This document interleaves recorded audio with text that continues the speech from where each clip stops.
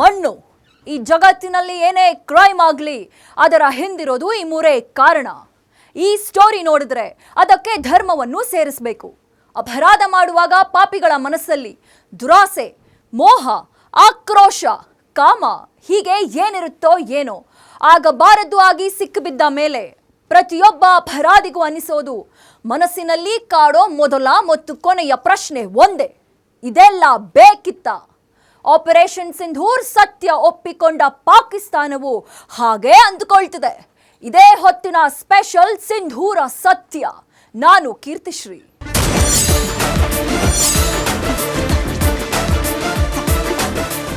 ಪಾಪಿ ಪಾಕಿಸ್ತಾನಕ್ಕೆ ಭಾರತ ಕೊಟ್ಟ ಪ್ರತೀಕಾರದ ಏಟಿಗೆ ಒಂದೊಂದೇ ಸತ್ಯ ಹೊರಗೆ ಬರ್ತಿದೆ. ಜಗತ್ತಿನ ಮುಂದೆ ಏನೂ ಆಗಿಲ್ಲ, ಯಾವ ಹಾನಿಯೂ ಆಗಿಲ್ಲ ಅಂತ ಪೋಸ್ ಕೊಟ್ಟರು ಬುಡುವೆ ಸುಟ್ಟು ಕರ್ಕಲಾಗಿದೆ. ಆಪರೇಷನ್ ಸಿಂಧೂರ್ ಕಾರ್ಯಾಚರಣೆಯಿಂದ ಸುಧಾರಿಸಿಕೊಳ್ಳೋಕೆ ಹೆಣಗಾಡ್ತಿರೋ ಪಾಕಿಸ್ತಾನ ಕೊನೆಗೂ ಸತ್ಯ ಒಪ್ಪಿಕೊಂಡಿದೆ. ಕೆಣಕಿ ತಕ್ಕ ಶಾಸ್ತ್ರಿ ಮಾಡಿಸ್ಕೊಂಡ ಮೇಲೆ ಭಾರತ ದಾಳಿ ಮಾಡಿದ್ದು ನಿಜ ಅಂತ ಪಾಕ್ ಪ್ರಧಾನಿಯೇ ಒಪ್ಪಿಕೊಂಡಿದ್ದಾರೆ. ಅಷ್ಟಕ್ಕೂ ಪಾಕಿಸ್ತಾನ ಆಪರೇಷನ್ ಸಿಂಧೂರ್ ಸತ್ಯ ಒಪ್ಪಿಕೊಂಡಿದ್ದು ಹೇಗೆ ಗೊತ್ತಾ? ತೋರಿಸ್ತೀವಿ ನೋಡಿ.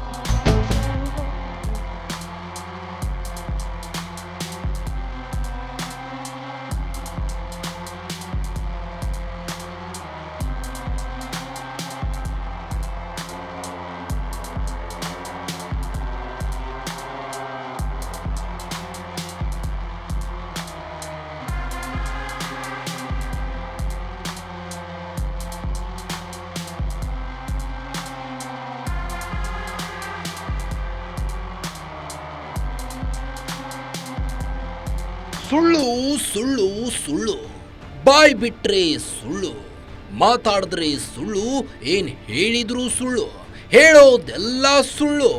ಇದು ಪಾಕಿಸ್ತಾನಿಯರ ಹುಟ್ಟು ಗುಣಾನೋ ಅಥವಾ ಸುಳ್ಳೇ ರಕ್ತವಾಗಿ ಹರಿತಿದೆಯೇನೋ ಗೊತ್ತಿಲ್ಲ. ಪಾಕ್ ಪ್ರಧಾನಿ ಶಹಬಾಜ್ ಶರೀಫ್ನಿಂದ ಹಿಡಿದು ಸರ್ಕಾರದಲ್ಲಿ ಇರೋರೆಲ್ಲ ಸುಳ್ಳು ಹೇಳೋದ್ರಲ್ಲಿ ಎಕ್ಸ್ಪರ್ಟ್. ಇವರಿಗೆ ಇವರೇ ಸರಿಸಾಟಿ. हिंदुस्तान ने अपने बैलिस्टिक मिसाइल अभी लॉन्च किए हैं. एक नूर खान एयरपोर्ट में गिरा है और कुछ और दूसरे इलाकों में गिरे हैं.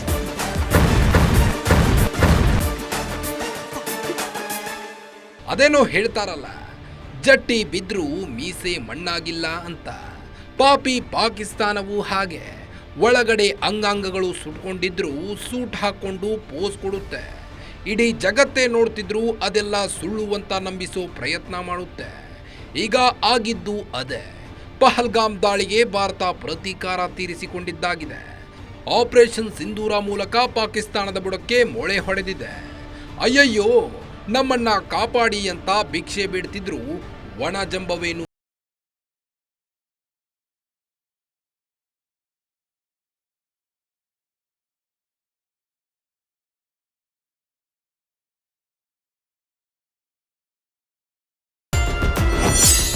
ಭಾರತ ನಮ್ಮನ್ನು ಮುಟ್ಟಿಲ್ಲ, ಯಾವ ಹಾನಿಯೂ ಆಗಿಲ್ಲ.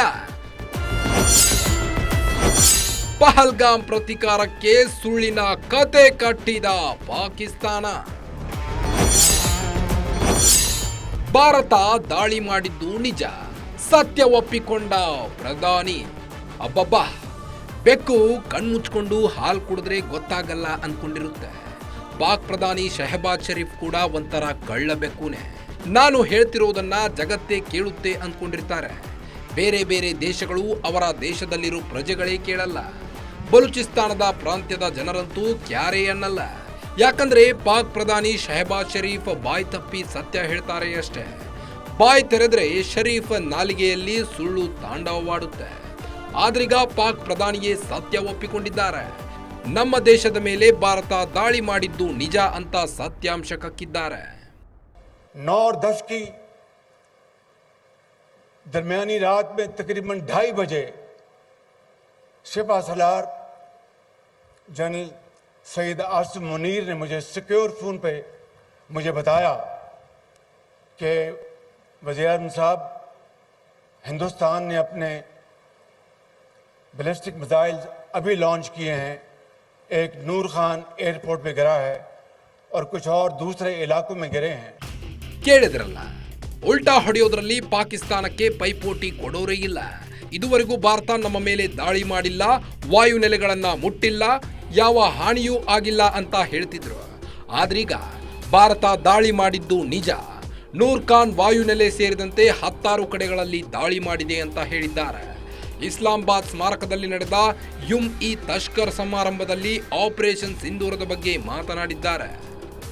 9-10 की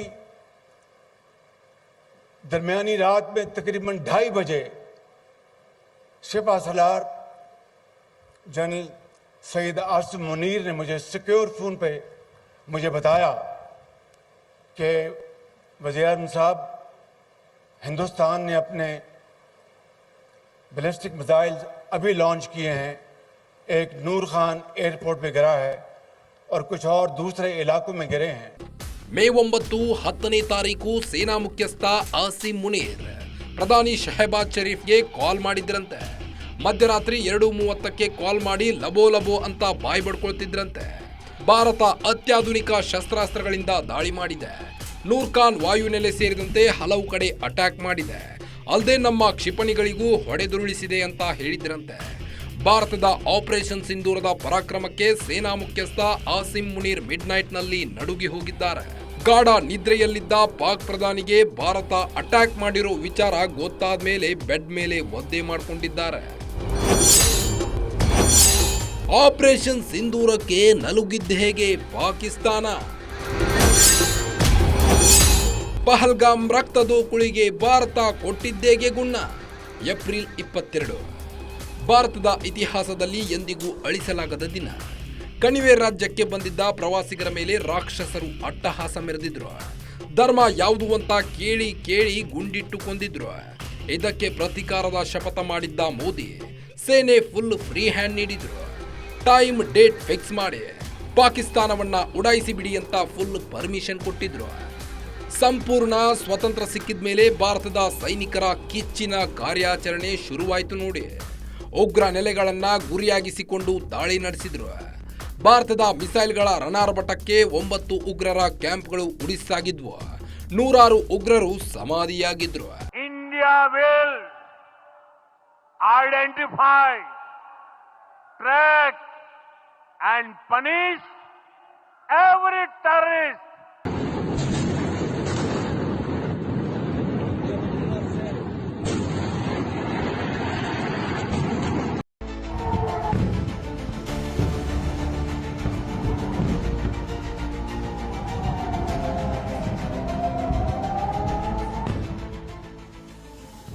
ಉಗ್ರರ ನೆಲೆಗಳನ್ನ ಒಡಿಸ್ ಮಾಡಿದ ಮೇಲೆ ಭಾರತ ಸುಮ್ಮನಾಗಲಿಲ್ಲ.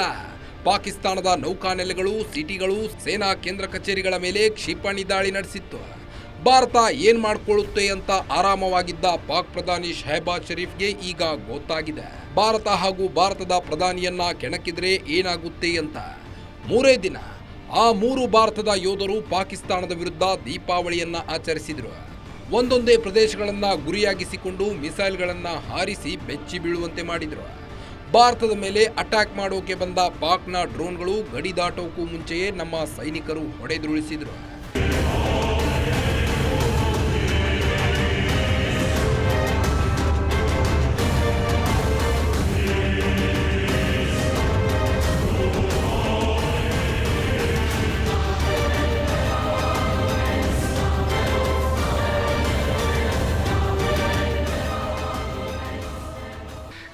ಭಾರತದ ಯೋಧರ ವೀರಾವೇಶಕ್ಕೆ ಪಾಕಿಸ್ತಾನ ಅಪ್ಪಚ್ಚಿಯಾಗೋಗಿತ್ತು.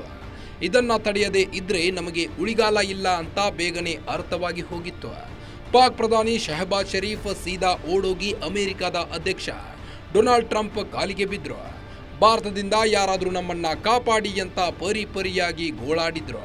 ಪಾಕ್ ಕತೆ ಮುಗಿಸೋಕೆ ರೆಡಿಯಾಗಿದ್ದ ಭಾರತಕ್ಕೆ ಪಾಕ್ ಪ್ರಧಾನಿ ಶಹಬಾಜ್ ಶರೀಫ್ ಕದನ ವಿರಾಮ ಪ್ರಸ್ತಾಪನೆ ಮುಂದಿಟ್ರು.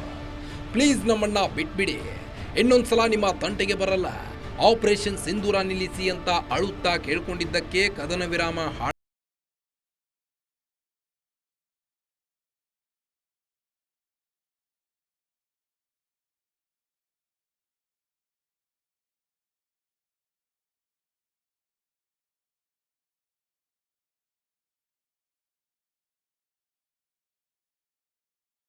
ಒಂದು ನಿಜ, ಒಂದು ಸುಳ್ಳು ಬೊಗಳಿದ ಪಾಕ್ ಪ್ರಧಾನಿ. ಕದನ ವಿರಾಮಕ್ಕೆ ಕಾಲಿಡುತ್ತಿದ್ದ ಪಾಕ್ ಹೇಳಿದ್ದೇನು ಗೊತ್ತಾ? ಪಾಕ್ ಪ್ರಧಾನಿ ಶಹಬಾಜ್ ಶರೀಫ್ ಭಾರತ ದಾಳಿ ಮಾಡಿದ್ದು ನಿಜ ಅಂತ ಒಪ್ಪಿಕೊಂಡಿದ್ದಾರೆ. ಅದೇ ಜಾಗದಲ್ಲಿ ಮತ್ತೊಂದು ಸುಳ್ಳಿನ ರೈಲು ಬಿಟ್ಟಿದ್ದಾರೆ. ಭಾರತದ ವಿರುದ್ಧ ಸೋತರೂ ದೇಶದ ಮುಂದೆ ಗೆದ್ದಿದ್ದೇವೆ ಅಂತ ದೇಶದ ಜನರಿಗೆ ಸರಮಾಲೆಯನ್ನೇ ಹಾಕಿದ್ದಾರೆ. ಭಾರತ ಹಾಗೂ ಪಾಕಿಸ್ತಾನ ನಡುವೆ 3 ಬಾರಿ ಯುದ್ಧವಾಗಿದೆ. ಆದರೆ ಭಾರತ ಏನೂ ಸಾಧಿಸಲಿಲ್ಲ. ಕದನ ವಿರಾಮದ ಪ್ರಸ್ತಾಪ ಮುಂದಿಟ್ಟಿದ್ದು ನಾವಲ್ಲ, ಭಾರತ ಅಂತ ಹೇಳಿದ್ದಾರೆ. ಹೇಳಿದ್ರಂತೆ. ಹೀಗಂತ ಮತ್ತೊಂದು ಸುಳ್ಳು ಹೇಳಿ ಜೋಕರ್ರಾಗಿದ್ದಾರೆ.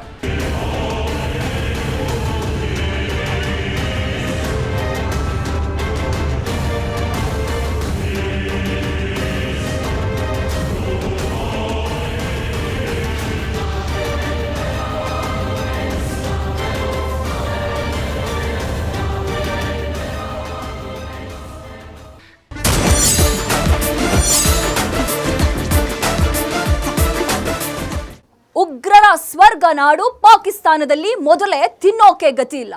ದೇಶ ಮುನ್ನಡೆಸೋಕು ದುಡ್ಡಿಲ್ಲ. IMF ಹಾಕಿದ ಭಿಕ್ಷೆಯಲ್ಲೂ ಮೋಸ್ಟ್ ವಾಂಟೆಡ್ ಉಗ್ರನ ಕುಟುಂಬಕ್ಕೆ ಪರಿಹಾರ ನೀಡ್ತಿದೆ. ದೇಶದಲ್ಲಿ ಕಿತ್ಕೊಂಡು ತಿನ್ನೋ ದುರ್ಗತಿ ಬಂದಿದ್ರೂ ಪಹಲ್ಗಾಮ್ ದಾಳಿಗೆ ಪ್ರತಿಕಾರ ತೀರಿಸಿಕೊಂಡ ಭಾರತದ ವಿರುದ್ಧ ಪ್ರತಿಕಾರಕ್ಕೆ ಮುಂದಾಗಿತ್ತು. ಭಾರತದ ಯೋಧರನ್ನ ಸೋಲಿಸಿ ಯುದ್ಧ ಗೆದ್ದೇ ಬಿಡ್ತೀವಿ ಅನ್ನೋ ಹುಮ್ಮಸ್ಸಿನಲ್ಲಿ ಟರ್ಕಿ ಚೀನಾದ ಮಿಸೈಲ್ ಡ್ರೋನ್ಗಳನ್ನ ಹಾರಿಸಿತ್ತು. ಭಾರತೀಯ ಯೋಧರ ಪವರ್ಗೆ ಶರಣಾಗಿದೆ. ಈ ಆಪರೇಷನ್ ಸಿಂಧೂರ್ ಮೂಲಕ ಪ್ರಧಾನಿ ಮೋದಿ ಒಂದೇ ಏಟಲ್ಲಿ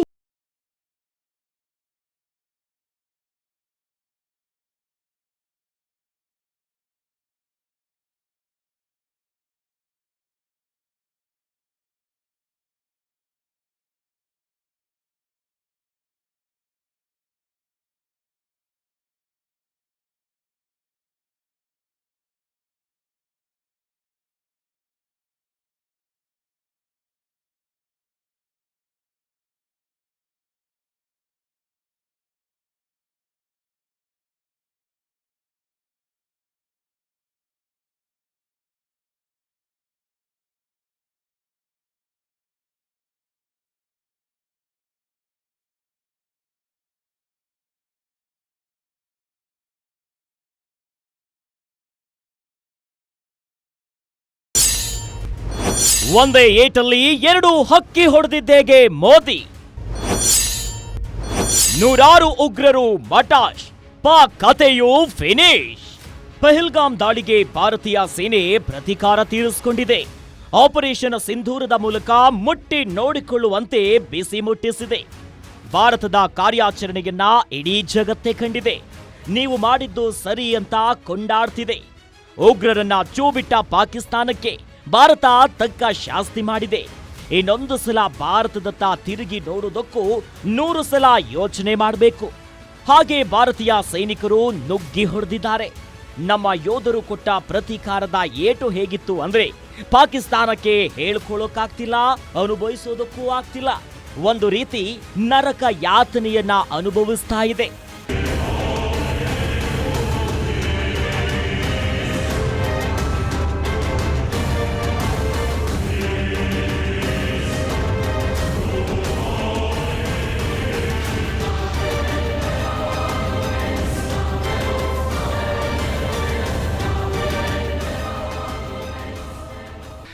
ಯುದ್ಧಕ್ಕೆ ಕದನ ವಿರಾಮ ಹಾಡಿದ ಕೆಲ ದಿನಗಳ ನಂತರ ಪಾಕಿಸ್ತಾನ ಸತ್ಯ ಒಪ್ಕೊಂಡಿದೆ.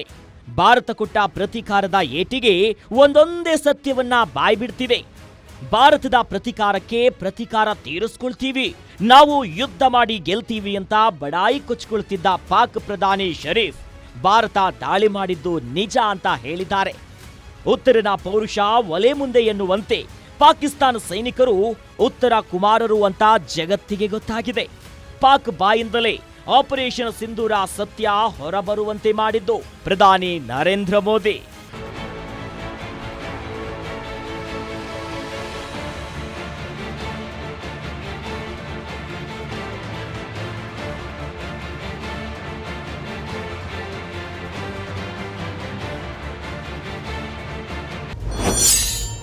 ಪ್ರಧಾನಿ ಮೋದಿ ಪ್ರತಿಜ್ಞೆ, ಪಾಕ್ಗೆ ಬುದ್ಧಿ ಕಲಿಸಿದ್ದೇಗೆ?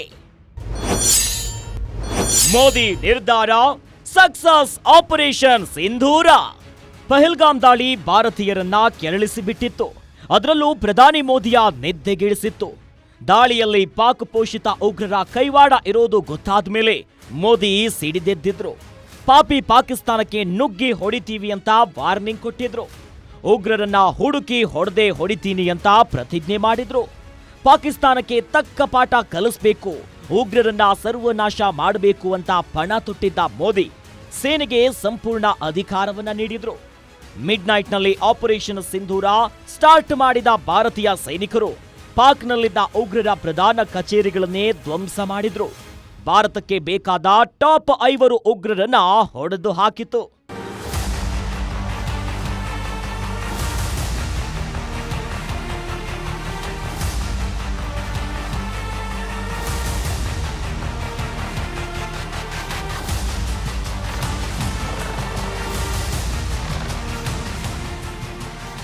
ಭಾರತದ ದಾಳಿಯಲ್ಲಿ ಮೋಸ್ಟ್ ವಾಂಟೆಡ್ ಉಗ್ರ ಮಸೂದ್ ಅಜಾರ್ ಜಸ್ಟ್ ಮಿಸ್ ಆಗಿದ್ದ.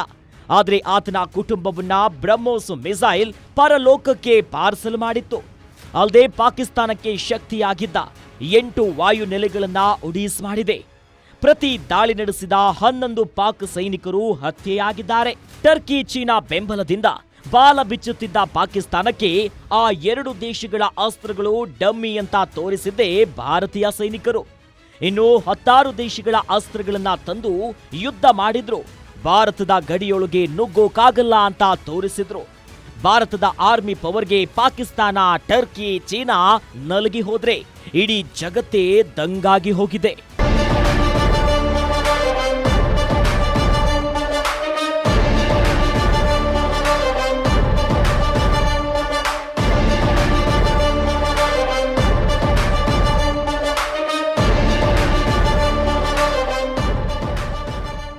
ಪ್ರಧಾನಿ ಮೋದಿ ಆಪರೇಷನ್ ಸಿಂಧೂರದ ಮೂಲಕ ಒಂದೇ ಏಟಲ್ಲಿ 2 ಹಕ್ಕಿಯನ್ನ ಹೊಡೆದಿದ್ದಾರೆ.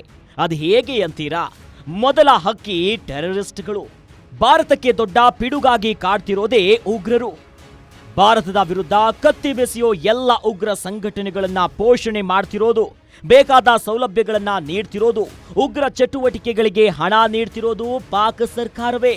ಉಗ್ರ ಸಂಘಟನೆಗಳು ಅಂದ್ರೆ ಆಡಳಿತ ಸರ್ಕಾರಕ್ಕೆ ಯಾವುದೋ ಒಂದು ಇಲಾಖೆ ಇದ್ದಂತೆ. ಜಮ್ಮು ಕಾಶ್ಮೀರ ಗಡಿ ಮೂಲಕ ಉಗ್ರರನ್ನ ನುಗ್ಗಿಸಿ ನರಮೇಧ ಮಾಡಿಸೋದೇ ಪಾಕ್ ಸರ್ಕಾರದ ಗುರಿ. ಪಾಕ್ನ ಪ್ರತಿ ದಾಳಿಗೂ ಭಾರತ ತಿರುಗೇಟು ನೀಡಿದೆ. ಇದೀಗ ಪಹಲ್ಗಾಮ್ ದಾಳಿಗೂ ಪ್ರತೀಕಾರವನ್ನ ತೀರಿಸಿಕೊಂಡಿದೆ.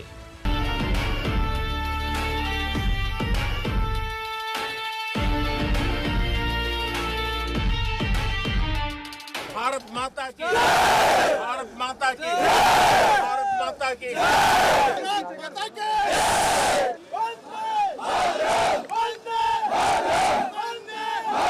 ಪ್ರಧಾನಿ ಮೋದಿ ಹೊಡೆದ 2ನೇ ಹಕ್ಕಿ ಅಂದ್ರೆ ಅದು ಪಾಕಿಸ್ತಾನ. ಭಾರತಕ್ಕೆ ಮಗ್ಗಲ ಮುಳ್ಳಾಗಿ ಚುಚ್ಚುತ್ತನೇ ಇರುತ್ತೆ. ಯಾವಾಗ್ಲೂ ಗಡಿಯಲ್ಲಿ ಕ್ಯಾತೆ ತೆಗೀತಾನೇ ಇರುತ್ತೆ. ಹೇಗಾದ್ರೂ ಮಾಡಿ ಬುದ್ಧಿ ಕಲಿಸ್ಬೇಕು ಅಂತ ಮೋದಿ ಡಿಸೈಡ್ ಮಾಡಿದ್ರು. ಒಂದು ಕಡೆ ಉಗ್ರರ ಕ್ಯಾಂಪ್ಗಳನ್ನ ಉಡೀಸ್ ಮಾಡಿದ್ರ ಜೊತೆಗೆ ಪಾಕ್ಗೆ ಭಾರತದ ತಾಕತ್ತೇನು ಅನ್ನೋದನ್ನ ತೋರಿಸಿದ್ದಾರೆ. ಪಾಕಿಸ್ತಾನದ ನೌಕಾ ನೆಲೆಗಳು, ಸೇನಾ ಕಚೇರಿಗಳನ್ನ ನಮ್ಮ ಸೈನಿಕರು ಧ್ವಂಸ ಮಾಡಿದ್ದಾರೆ. ಸೇನೆಯ ಆಪರೇಷನ್ ಮೂಲಕ ಮಾತ್ರವಲ್ಲ, ರಾಜತಾಂತ್ರಿಕವಾಗಿ ಮರ್ಮಾಘಾತವನ್ನೇ ನೀಡಿದ್ದಾರೆ.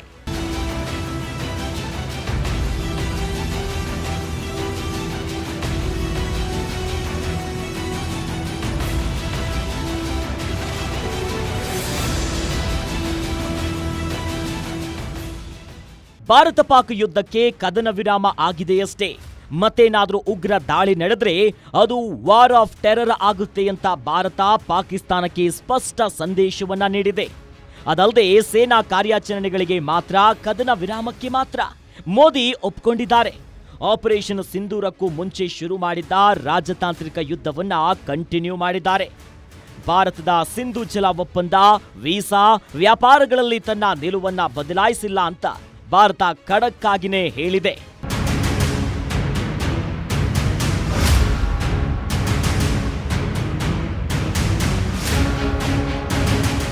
ಪ್ರಧಾನಿ ಮೋದಿಯ ನಿಲುವು ಉಗ್ರರನ್ನ ಪಾಕ್ ಗಡಿಯಾಗಲಿ ಅಥವಾ ಪರಮಾಣು ಬೆದರಿಕೆಯಾಗಲಿ ರಕ್ಷಣೆ ಮಾಡಲ್ಲ ಅಂತ ಪ್ರೂವ್ ಮಾಡಿದ್ದಾರೆ.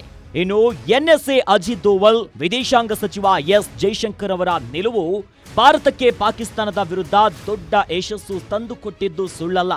ಅದರಲ್ಲೂ ಮುಖ್ಯವಾಗಿ ಪ್ರಧಾನಿ ಮೋದಿಯ ನಡೆಗಳು ರಣರಂಗವನ್ನೇ ಬದಲಿಸಿದೆ. ಭಾರತದ ಮುಂದೆ ಪಾಕಿಸ್ತಾನ ಮಂಡಿಯೂರುವಂತೆ ಮಾಡಿದೆ.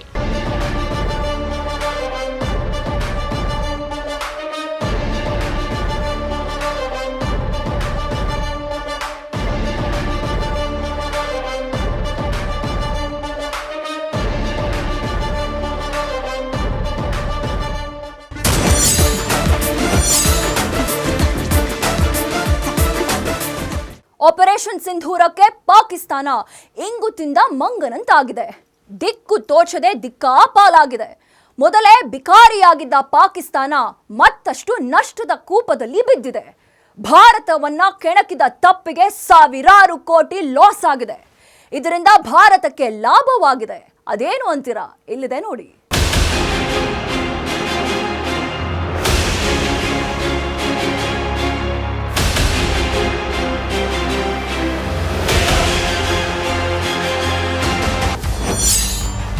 ಭಾರತದ ಪ್ರತೀಕಾರ. ಪಾಕಿಸ್ತಾನಕ್ಕೆ ನಷ್ಟ ಆಗಿದ್ದೆಷ್ಟು? ನಷ್ಟದ ಕೂಪದಲ್ಲಿ ಪಾಕ್. ಭಾರತ ಕೊಟ್ಟಿದ್ದೇಗೆ ಶಾಕ್. ಪಾಕ್ ಪ್ರಧಾನಿ ಶಹಬಾಜ್ ಶರೀಫ್ ತಾನಾಯ್ತು, ತನ್ನ ಆಡಳಿತವಾಯ್ತು, ತನ್ನ ಬಿಕಾರಿ ರಾಷ್ಟ್ರವಾಯ್ತು ಅಂತ ಸುಮ್ಮನಿದ್ರೆ ಆಗ್ತಿತ್ತು.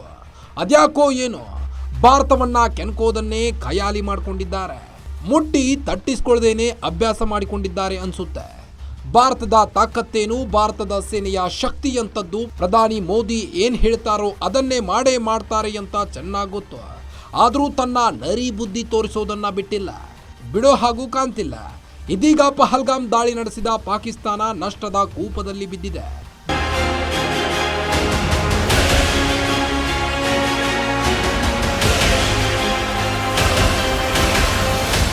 ಭಾರತಕ್ಕೆ ಬುದ್ಧಿ ಕಲಿಸೋಕೆ ಹೋಗಿ ಪಾಕಿಸ್ತಾನ್ ತಾನೇ ತನ್ನ ಕಾಲು ಮೇಲೆ ಕಲ್ಲು ಹಾಕಿಕೊಂಡಿತು.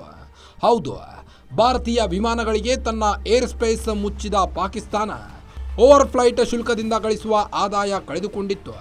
ವಿಶ್ವದ 3ನೇ ಅತಿ ದೊಡ್ಡ ಮತ್ತು ವೇಗದ ವಾಯುಯಾನ ಮಾರುಕಟ್ಟೆಯಾದ ಭಾರತದಿಂದ ಬರ್ತಿದ್ದ ಓವರ್ ಫ್ಲೈಟ್ ಶುಲ್ಕದ ಆದಾಯ ಪಾಕಿಸ್ತಾನಕ್ಕೆ ಸಿಗದಂತಾಗಿತ್ತು. ಇದರಿಂದ ಪಾಕಿಸ್ತಾನಕ್ಕೆ ಲಕ್ಷಾಂತರ ಡಾಲರ್ ನಷ್ಟವಾಗಿತ್ತು. ಓವರ್ ಫ್ಲೈಟ್ ಶುಲ್ಕದಿಂದ ಪ್ರತಿ ವರ್ಷ ಪಾಕಿಸ್ತಾನ $100 ಮಿಲಿಯನ್ ಗಳಿಸುತ್ತಿತ್ತು. ಭಾರತದಿಂದ ಯುರೋಪ್, ಅಮೆರಿಕ ಸೇರಿ ಪಶ್ಚಿಮ ರಾಷ್ಟ್ರಗಳ ಕಡೆ 100 ಫ್ಲೈಟ್ಗಳು ಹಾರಾಡುತ್ತವೆ. ಇವೆಲ್ಲ ಪಾಕಿಸ್ತಾನದ ಮೇಲೆಯೇ ಹೋಗುತ್ತವೆ.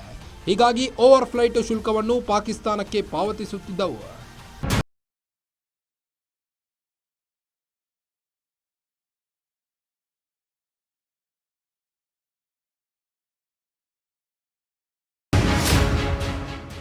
ಪಹಲ್ಗಾಮ್ ದಾಳಿಯಿಂದಾಗಿ ಭಾರತೀಯ ವಿಮಾನಯಾನ ಸಂಸ್ಥೆಗಳಿಗೆ ತನ್ನ ಏರ್ ಸ್ಪೇಸ್ ಅನ್ನು ನಿರ್ಬಂಧಿಸಿತ್ತು.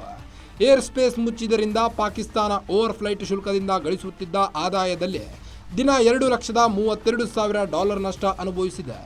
ಇನ್ನು ಅಂತಾರಾಷ್ಟ್ರೀಯ ಮಾರ್ಗಗಳನ್ನು ಸ್ಥಗಿತಗೊಳಿಸಿದ್ದರಿಂದ ದೇಶಿ ಮಾರ್ಗಗಳಲ್ಲಿ ದೀರ್ಘ ಹಾರಾಟದ ಟೈಮಿಂಗ್ನಿಂದಾಗಿ ಪಾಕ್ ಏರ್ಲೈನ್ಸ್ಗೆ ಪ್ರತಿದಿನ ಸುಮಾರು $4,60,000 ನಷ್ಟವಾಗಿದೆ. ಕದನ ವಿರಾಮದ ನಂತರ ಏರ್ ಸ್ಪೇಸ್ ತೆರೆದಿದೆ.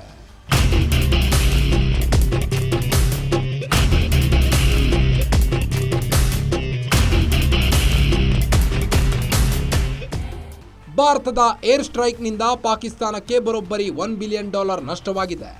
ಭಾರತದ ರೂಪಾಯಿ ಲೆಕ್ಕದಲ್ಲಿ ಹೇಳೋದಾದ್ರೆ 8,500 ಕೋಟಿ ರೂಪಾಯಿಗೂ ಹೆಚ್ಚು ನಷ್ಟವಾಗಿದೆ. ಇದು ಪಾಕಿಸ್ತಾನದ ನಷ್ಟದ ಅಂದಾಜು ಹೇಳಿಕೊಂಡ್ರೆ ಮತ್ತಷ್ಟು ಮರ್ಯಾದೆ ಹೋಗುತ್ತೆ ಅಂತ ಪಾಕಿಸ್ತಾನ ಬಚ್ಚಿಟ್ಟಿದೆ.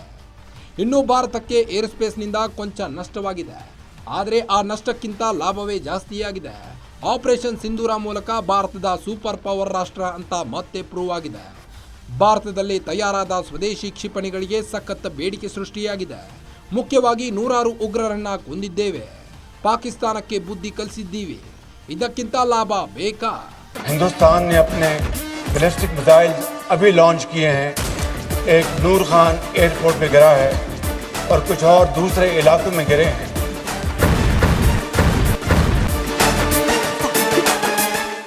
ರಣ ಹೇಳಿ ಪಾಕಿಸ್ತಾನ ಭಾರತದ ಪ್ರತಿಕಾರ ತೀರಿಸ್ಕೊಳ್ತೀವಿ ಅಂತಿತ್ತು.